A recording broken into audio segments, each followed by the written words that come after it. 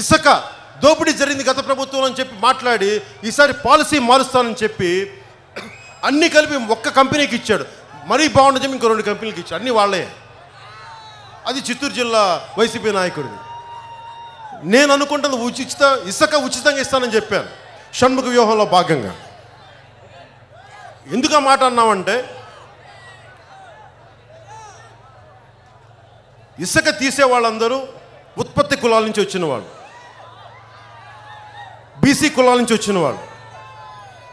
వారికి సంపాదన ఎట్లా? ఎంతసేపు మా కండ, మా శ్రమ, మా శరీరం, మా రక్తం ధారపోస్తాం, మా శ్రమ తప్ప మాకు అదనంగా డబ్బులు ఎలా కావాలి?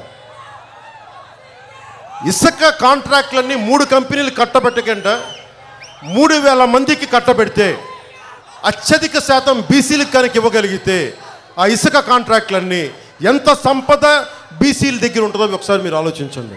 ఎస్సీల దగ్గర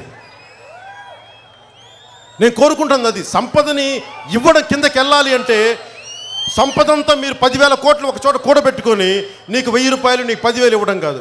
ప్రతి బీసీ వ్యక్తుల దగ్గర, ఎస్సీల దగ్గర, ఎస్టీల దగ్గర లక్షల రూపాయలు ఉండాలి నేను మనస్ఫూర్తిగా నేను ఆకాంక్షించేవాడిని. ఆ విధంగా పథకాలు, ఆ విధంగా ప్రభుత్వ పథకాలు ఉండాలని కోరుకునేవాడిని.